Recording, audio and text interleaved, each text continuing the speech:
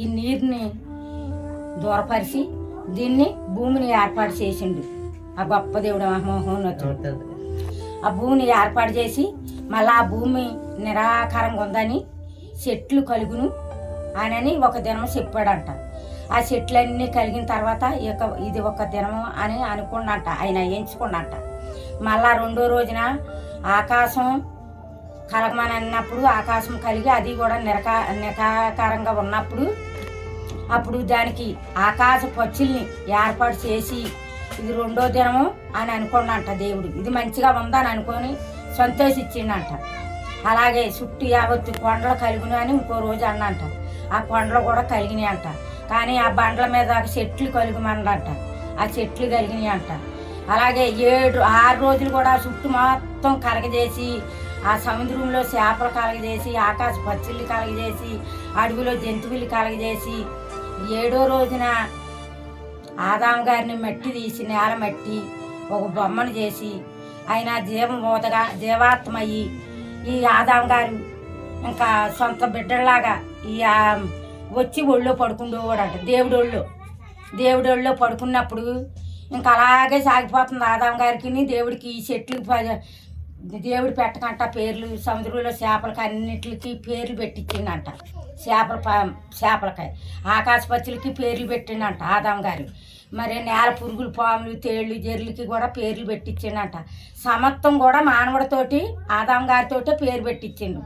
పేరు పెట్టించిన తర్వాత మరి అన్నిటిని ఏలుబడి చేయనాక దేవుడు వెళ్తాడో ఈ పుల్లు, సింహాలు, ఎలుగుబంట్ల మీద ఈయనకి అధికారం ఇచ్చిండు. ఎవరికి? ఈ ఆదాము గారికి. ఆ పులి ఎక్కడం, ఈ సింహం ఎక్కడం, ఈ ఎలుగుబంటి ఎక్కడం ఇవన్నీ కూడా లోబడుతున్నాయి. మానవుడిని ఏమి చేస్తలేదు, భయపెడతలేదు. ఆ చెట్టు ఈ చెట్టు ఎక్కి ఆ కాయ తిని ఈ కాయ తిని ఈ పుల్లు సింహాలతో చక్కగా ఆదాము గారు ఆడుకుంటారు అనమాట. ఒక రోజున దేవుడికి ఏమనిపించిందంటే ఒంటరిగా ఉన్నాడు ఆదాము గారు, ఒక జంటను ఏర్పాటు చేయొచ్చని ఆదాము గారి గాడిని ఎదురు కాయించి పక్కటేమికి తీసి ఒక అవ్వమ్మ గారిని తయారు చేసిండంట. చేసి అప్పుడు పక్కలో పెట్టబోతాడికి ఆదాము గారికి మెలకు వచ్చి చూశాడంట. అవ్వమ్మ గారిని చూసి నా ఎముకలో ఎముక, మాసంలో మాసమా, నారి అనబడును అన్నంట. అంటే నా దానివి అన్నట్టుగా.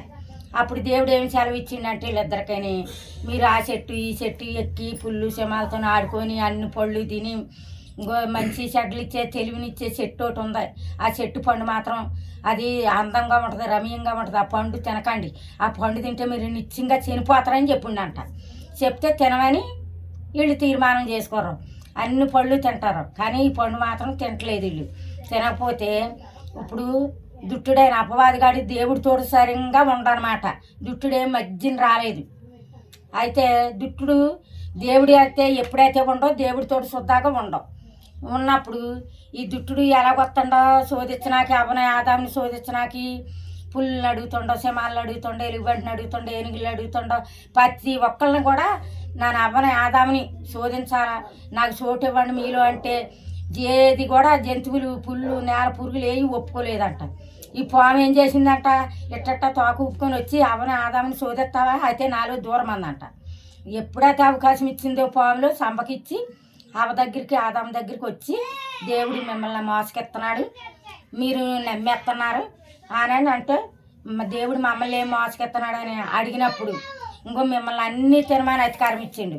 ఆ చెట్టు పండు తినొద్దని మీకు ఆజ్ఞ వేసిండు. ఆ చెట్టు పండు తింటే మీరు సావరు కానీ మీరు దేవదూతల వలె ఉంటారు, దేవుడి కన్నా తెలివైన వాళ్ళు అయిపోతారని చెప్పగా అది నిజమా అంది అవ్వమ్మగారు. నిజమే అంది పాము. గబగబా చెట్టు ఎక్కింది, ఒక కాయ కోసేసుకుంది, సగం తినేసింది, తెచ్చింది ఆదాము గారిని తినేమనంగా ఆడదాని మాట ఇప్పటికీ మగోడు లోపడతాడు. బయలు ఎలాగంటే తిరగని ఇంట్లోకి వచ్చేవాడికి లోపడతాడు కదా, తినేసాడు. తినేస్తే వీళ్ళకి మయం శరీరం పోయింది, వీళ్ళకి సిగ్గు శరీరం వచ్చేసింది. అవ్వ దగ్గర ఆదాము ఉండలేకపోతున్నాడు, ఆదాము దగ్గర అవ్వ ఉండలేకపోతారు. ఇద్దరు ఒక చోటకు పోకంట ఈ ఆదాము గారు ఈ పక్కకి అవ్వ ఈ పక్కకు పోయి ఆకులు తెంపుకొని వాళ్ళు శరీరం కప్పుకుంటున్నారనమాట. దేవుడికి తెలిసిపోయింది, ఆయనకి చోట అయింది, మరుగైంది ఏముందో దుట్టుడైన అపవాదిగాడు మోసకిచ్చాడని మాట్లాడు దుట్టుడైన అపవాదిగాడు మోసం చేశాడు అవని ఆదామునని గబగబా వచ్చాడు దేవుడు. వచ్చి పిలుస్తున్నాడు. అవ్వ ఆదాము ఎక్కడున్నారు, వస్తారా రానంటే మాట్లాడతలేదు, పక్కన ఎవరు మాట్లాడతలేదు. రెండో చుట్టు పిలిచాడు, మాట్లాడలేదు. మూడో చుట్టుకి దేవుడికి కోపం వచ్చింది. గద్దిచ్చి పిలిచగా గదగద వణికరిళ్ళు, గదగద వణికి నీ పక్కనే ఉన్నాం తండ్రి, నీ ముందుకు రాలేకపోతున్నాం అని అంటున్నారు. మీకేమైంది, నా పక్కనే ఉండి నా ముందుకు ఎందుకు రాలేకపోతున్నారు అన్నప్పుడు అప్పుడన్నా నిజం ఒప్పుకోవట్లేదు. అవ్వ మీద ఆదాము, ఆదాం మీద అవ్వ సాకులు చెప్పుకుంటున్నారు కానీ నిజం ఒప్పుకోవట్లేదు. అప్పుడు దేవుడు కోపం వచ్చి అప్పుడు శపిచ్చేసిండు అనమాట దేవుడు.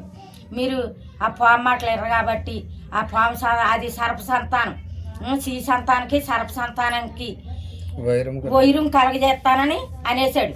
అంటే ఆ శ్రీ సంతానం అంటే మన సంతానం కాదు, అది మనమే సర్ప సంతానం. శ్రీ సంతానం మళ్ళా దేవుడు మళ్ళా శ్రీ కడుపులో పుట్టి మళ్ళా ఈ సర్ప సంతానం అందరిని మళ్ళా నా తట్టుకు తిప్పుకుంటానని మొట్టమొదల్లోనే మాట్లాడిండు అనమాట.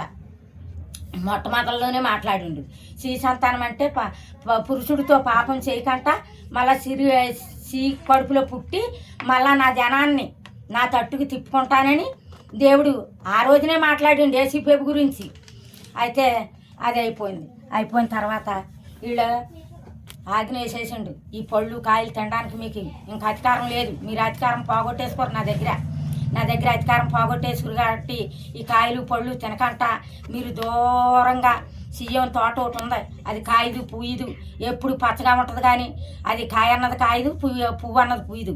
అక్కడికి వెళ్ళిపోయి మీరు గచ్చ దొంకలు ముళ్ళ దొంకలు అన్నీ నరుక్కొని మీరు దున్నుకొని పంటలు పెట్టుకొని పండించుకొని తింటేనే మీ రెక్కలు కట్టాజేతం, తింటేనే మీకు కూడు, లేకపోతే మీకు కూడు లేదు. ఈ కాయలు పళ్ళు తినడానికి అధికారం లేదని దూరంగా పంపించేసిండు దేవుడు.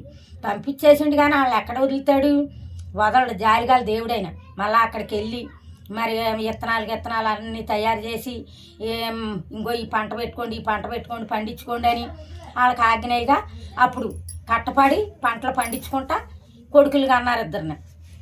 ఇద్దరు కొడుకులు కంటే వాళ్ళు చిన్నోళ్ళు పెద్దోళ్ళు అవుతున్నారు. చిన్నోళ్ళు పెద్దోళ్ళు అయ్యారు. ఈ ఇద్దరు కొడుకులు ఏం చేసిర్రు, ఒకడు భూమి పండిస్తాడు, ఒకడేమో దూడ దుడుకు మేకలు గొర్రెలు మేపుతున్నాడు. ఇలాగే వీళ్ళ సంసారం ఇలా సాగిపోయిన కాలంలో చిన్నోడు ఏం చేసిండు, అప్పుడు దేవుడు అంట మొహమాకాన్ని మన ఇద్దరు మనం మాట్లాడుకున్నట్టుగా వచ్చేవాడు అంట వాళ్ళ దగ్గరికి ఆ కాలంలో. అయితే దేవుడి దగ్గరికి వెళ్తానని మంచి కొవ్వుని దూడలు, కొవ్వుని గొడ్లు, కొవ్వుని గొర్రెలు అన్నీ అర్పణ పట్టుకెళ్తాడంట. చిన్నోడు పట్టుకెళ్తుంటే తమ్ముడు నువ్వు ఎక్కడికి వెళ్తున్నావు అని అడిగిండంట. నేను దేవుడి దగ్గరికి వెళ్తున్నానంట. అయితే దేవుడి దగ్గరికి నాని వస్తానని ఆగాడదాన్ని గట్టి గింజలు కాకుండా పొల్లు గింజలు కాకుండా ఆగాడదాన్ని మూట పట్టుకొని అంట బయలుదేరిండంట. ఇక్కడ ఈడు ఏం పట్టుకొని వస్తుండో దేవుడికి చోటైంది మరిగైంది ఏముంటుంది, ఆయన మన హృదయంలోనే ఉండవు, ఎక్కడో లేడు, ఆయన మన పక్కలోనే ఉండవు. అయితే కనిపెట్టాడు. ఈ తెచ్చే అర్పణ కూడా దేవుడికి ఇష్టం అవ్వలేదు. చిన్నోడు తెచ్చే అర్పణ అంగీకారంగా ఉంది దేవుడికి. వెళ్ళారు ఇద్దరు. వెళ్ళబోతోడికి చిన్నోడు తెచ్చిన దాంట్లోని చక్కగా ముద్దుగా ఉన్న గొర్రె పిల్ల ఒకటి కాపాడుతుందంట. గబుక్కి నా గొర్రె పిల్లని తీసుకొని సంకన ఎత్తుకొని ముద్దు పెట్టుకుంటున్నాడు దేవుడు. ముద్దు పెట్టుకుంటుంటే దేవుడితోటే పోయిరు పెద్దోడు. ఏంటి నన్ను పెద్దోడిని, ఆడి చిన్నోడు నాది ముందు తీసుకోవాలా, నా తమ్ముడిది ముందు తీసుకుంటావా అని దేవుడి మీద కైలాటం పెట్టిండు. కైలాటం పెడితే దేవుడు కోపకచ్చలేదు. ఎంత మంచి దేవుడో చూడమ్మా. కోపకచ్చకంట ఆ గొర్రె పిల్ల కింద పెట్టి బాబు ముద్దుకుందని ఎత్తుకున్నాను. అప్పుడు ఆ ధాన్యం మూట తీసుకొని పక్కన పెట్టుకొని అన్నగారికి తమ్ముడికి పారం చేసి దీవించి వెళ్ళండి బాబు అని పంపించేస్తే ఇంటికి వెళ్ళేటప్పుడు ఇంటికి వెళ్ళకంటేనే దారిలో తమ్ముడిని నరికేస్తే ఆ రక్తం దేవుడికి మొరపెడుతుంటే భూమి మీద వెలిగిన రక్తం దేవుడికి మొరపెడుతుంది. అప్పుడు దేవుడు మళ్ళీ కబురు పెడితే అప్పుడైనా తప్పు ఒప్పుకుంటలేదు. నా తమ్ముడికి నన్ను కాపలాదారున్నా, నా తమ్ముడు ఎక్కడికి వెళ్తాడో నాతో చెప్పి వెళ్తాడా అని బొకాయించేస్తాడు. అప్పుడు దేవుడికి కోపం వచ్చింది, తప్పు ఒప్పుకోక. ఓరు దుర్మార్గుడా, నరిలాకం పుట్టపోతుంది, పెరగబోతుందే, తల్లికి పిల్లకి తల్లి నరికి చచ్చిపోతారు అని నీ పిల్లలు 7 తరాలు బిచ్చం ఎత్తుకుంటారు, ఊరికొక పొయ్యి ఎట్టుకుంటారు, 3 రాళ్ళు పొయ్య, పిల్లల పొద్దు అంతమాని కట్టబడతారు. తెల్లారులు ఎత్తే రూపాయి ఉండదు, సిల్లి సంచిలోకి పోద్దాయి మీ కట్టా జీతం. ఇది 7 తరాలు నీ పిల్లలకి శ్రమ అని శపించేసిండు పెద్దోడి పిల్లలు. ఆ తర్వాత అలా అమ్మకి పిల్లలు పుట్టిళ్ళు కానీ ఆ పిల్లలందరినీ రాయలేదు. సంతానం ఈ 100 కోట్ల మీదే, కానీ రాయలేదు. మళ్ళా చిన్నోడు చచ్చిపోయాక మళ్ళా సంతానం ఒకడు ఇద్దరు పుట్టినట్టుగా అనుకోవడమే, కానీ అది కూడా రాలేదు. అప్పుడు అవ్వ సంతానం అయితే 200 జన్మం 300 జన్మం సంతానం అయితే అప్పుడు చిన్నోడు సంతానం దీవించబడి ఈ కోపోళ్ళు కొమ్మోళ్ళు ఈ రాజులు బేమలు వీళ్ళందరూ, ఈ పెద్దోడు సంతానం దేశదిమ్మర్లని చెప్పించాడు కదా. ఈ దేశదిమ్మర్లు ఎవరో అడుక్కుండోళ్ళు, పరిదేశోళ్ళు, గంగిరెడ్డోళ్ళు, జంగమోళ్ళు, సోదులోళ్ళు, చెంచోళ్ళు, మొండోళ్ళు, మోకరగాళ్ళు, వీళ్ళు ఊరికో పొయ్యి పెట్టుకున్న జాతులు మా అనమాట. ఇలాగ చెప్పించేసిన తర్వాత అలాగ కొంతకాలం పోయాక జనాభా ఎక్కువైపోయినా ఒకే దేవుడిని నమ్మారు. ఎక్కువైపోయారు. జనాభా ఎక్కువైపోతే ఈ జనాభా ఏం చేస్తారంటే అందరూ ఒకే కులాలు లేవు. ఇప్పుడు అన్ని కులాలు ఉన్నాయి, 100 కులాలు. అప్పుడు కులం లేదు. అందరూ ఆడొక కులం మగొక కులం, అందరూ ఒకటే కులం. ఇంకా ఆడదే మగోడు కులం అంటే ఒకటే.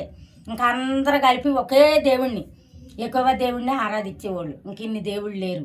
అప్పుడు వీళ్ళు అందరూ ఏం చేశారంటే ఆకాశం మీద ఏం జరుగుతుందో మనం చూసి వద్దామని గాబేలు గోపురం కట్టుకొని అంతత్తుల మీద అంతత్తులు కట్టుకుంటారంట.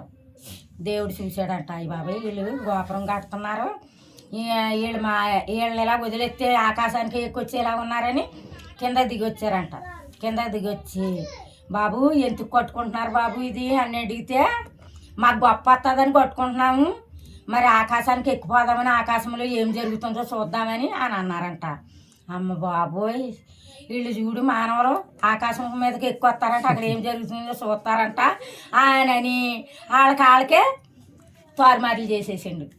భాషలు తారుమారులు చేసేసిండు. 7 పదాలు భాషలు చేసేసాడు. నీ మాట నాకేం తెలుతులే, నా భాష నీకు తెలుతులేదు. తెలపోతే మట్టి దమ్మన్నోడు ఏం చేస్తాడు, రాళ్ళు తెస్తాడు. ఊసలు తెమ్మన్నోడు ఏం చేస్తాడు, ఇసుక తెస్తాడు. ఇంకా ఈ గోపురం ఆగిపోవాలంటే మరి తెమ్మన్నా తెస్తేనే కదా నాకు కట్టబడుతుంది.